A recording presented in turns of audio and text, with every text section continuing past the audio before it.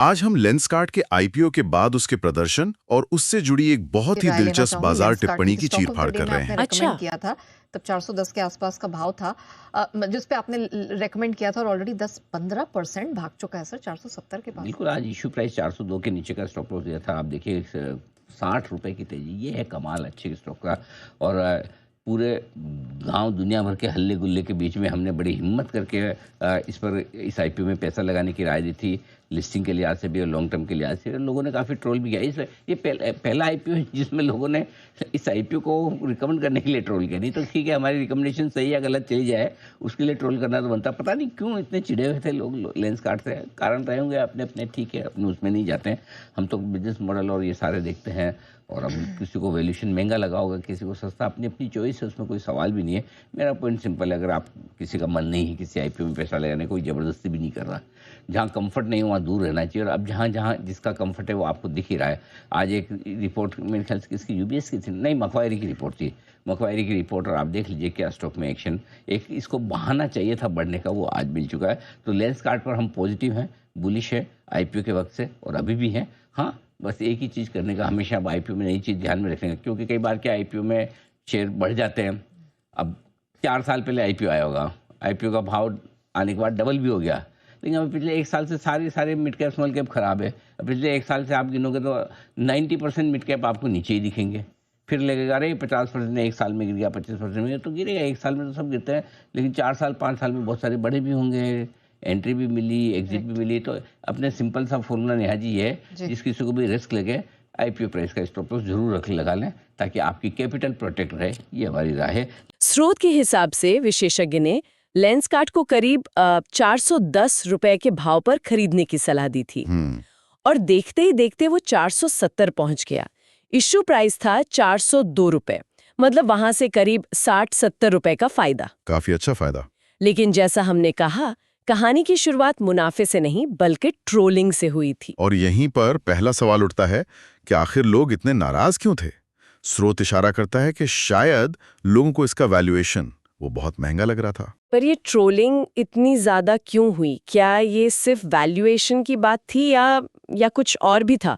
अक्सर ऐसा होता है ना कि नए जमाने की कंपनियों को लेकर बाजार में एक शक का माहौल रहता है। बिल्कुल, आपने बहुत सही नस पकड़ी है। कई निवेशक, खासकर जो पारंपरिक तरीके से ही निवेश करते हैं, हाँ। वो पुरानी मुनाफा कमाने वाली कंपनियों में ही सहज महसूस करते हैं। उनके लिए एक कंपनी की कीमत उसकी कमाई से तय होती है। अच्छा। अब लेंसकार्ट जैसी कंपनी को देखिए, जो तेजी से विस्तार कर रही है, टेक्नोलॉजी में भारी निवेश कर रही है और शायद अभी मुनाफे से ज्यादा अपनी ग्रोथ पर ध्यान दे रही है। तो ऐसी कंपनी कई लोगों के लिए एक पहेली जैसी होती है। मतलब वो इसे अपने पारंपरिक चश्मे से देख रहे थे, जहां ये फिट नहीं बैठ रही थी, और विशेषज्ञ के शब्दों में वो हल्ले गुल्ले का हिस्सा बन गए। मुझे उनकी ये बात बहुत सही लगी। कौन सी? हम तो बिजनेस मॉडल और ये सारे देखते हैं। उन्होंने साफ कर दिया कि वो बाजार के शोर पर नहीं बल्कि कंपनी के काम करने के तरीके पर ध्यान दे रहे हैं। और ये अक्सर ग्रोथ कंपनियों के साथ होता है। पारंपरिक नजरिए से देखें तो शायद ये कंपनियां मुनाफा नहीं कमा रही होती, इसलिए महंगी लगती हैं। हाँ। लेकिन यहाँ दांव भविष्य की ग्रोथ पर होता है। जो विशेषज्ञ देख रहे थे और शायद आम निवेशक नहीं, उन्हें कंपनी के बिजनेस में कुछ ऐसा दिखा जो वैल्यूएशन की चिंताओं से कहीं बड़ा था। और जब कोई चीज समझ नहीं आती है तो उसकी आलोचना करना सबसे आसान होता है। सोशल मीडिया पर यही हुआ। तो जो पहली बड़ी बात मैं यहाँ से निकाल पा रही हूँ वो है अपने विश्लेषण पर टिके रहने की हिम्मत। मतलब जब पूरी दुनिया शोर मचा रही हो तब भी अपनी रिसर्च पर भरोसा रखना। हाँ। इसे सिर्फ भीड़ के खिलाफ जाना कहना आसान है, लेकिन असल में ये अपने काम पर यकीन करने की बात है। हाँ, लेकिन इसमें एक और पहलू है। स्रोत में विशेषज्ञ ये भी कहते हैं कि अगर किसी को किसी आईपीओ में पैसा लगाने का मन नहीं है, जहां कंफर्ट नहीं है, वहां दूर रहना चाहिए। अच्छा, कोई जबरदस्ती नहीं है। कोई जबरदस्ती नहीं है। तो उनका संदेश ये नहीं है कि हमेशा आंख बंद करके भीड़ के खिलाफ जाओ, बल्कि ये है कि अपने विश्लेषण और अपने कंफर्ट लेवल पर भरोसा रखो। अगर आपकी रिसर्च कहती है कि कंपनी में दम है, तो फिर ट्रोलिंग से डरने की जरूरत नहीं। ठीक है, तो ये तो हुई दृढ़ विश्वास की बात। पर फिर सवाल उठता है कि स्टॉक अचानक भागा क्यों? ट्रोलिंग हो रही थी, बाजार में नेगेटिविटी थी, फिर ऐसा क्या हुआ कि स्टॉक चल पड़ा? स्रोत में मैक्वायरी की एक रिपोर्ट का जिक्र है जिसे स्टॉक के बढ़ने का बहाना बताया गया। हाँ, बहाना। ये जो बहाना शब्द है ना, ये यहाँ बहुत महत्वपूर्ण है। इसका मतलब है कि आग लगने के लिए लकड़ियां तो पहले से ही सूखी पड़ी थी, रिपोर्ट ने तो बस एक चिंगारी का काम किया। लेकिन क्या यह भी मुमकिन नहीं है कि विशेषज्ञ का बस तुक्का लग गया? हो सकता है कि मैक्वारी की रिपोर्ट ना आती तो ये स्टॉक आज भी वहीं का वहीं रहता। हम कैसे यकीन करें कि ये फंडामेंटल की जीत थी, ना कि सिर्फ अच्छी किस्मत की? ये एक बहुत अच्छा सवाल है। देखिए, बाजार में किस्मत का रोल तो हमेशा होता है, इसे कोई नकार नहीं सकता। लेकिन यहां मामला थोड़ा अलग है। अगर हम इसे बड़ी तस्वीर में देखें तो एक मजबूत फंडामेंटल वाली कंपनी को बाजार में अक्सर बस एक सही उत्प्रेरक, एक कैटलिस्ट। हाँ, एक कैटलिस्ट की जरूरत होती है। विशेषज्ञ का विश्वास कंपनी के बिजनेस मॉडल पर था, ना कि मैक्वारी की रिपोर्ट पर। वो रिपोर्ट तो बाद में आई। तो आप कह रहे हैं कि उनका विश्लेषण पहले से ही सकारात्मक था।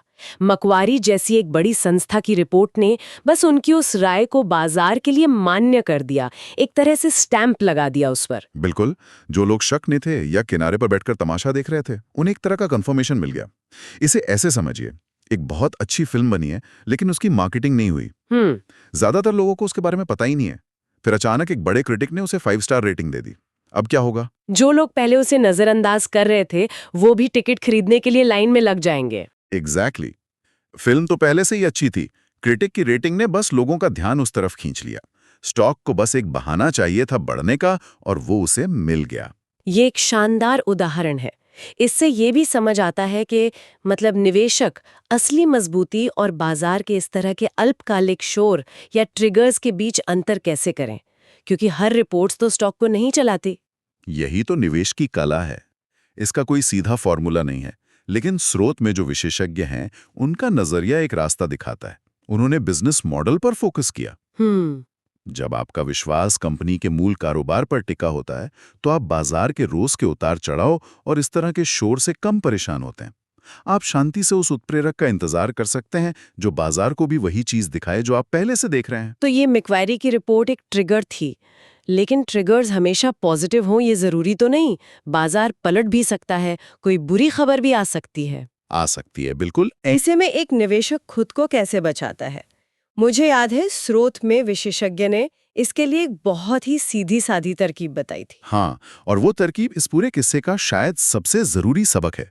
उन्होंने कहा, आईपीओ प्राइस का स्टॉप लॉस जरूर लगा लें, ताकि आपकी कैपिटल प्रोटेक्ट रहे। करेक्ट। ये सुनने में बहुत सरल लगता है, लेकिन इसका असर बहुत गहरा है। बहुत गहरा। ये अपना रिस्क संभालने का एक बहुत सीधा साधा पर दमदार तरीका है।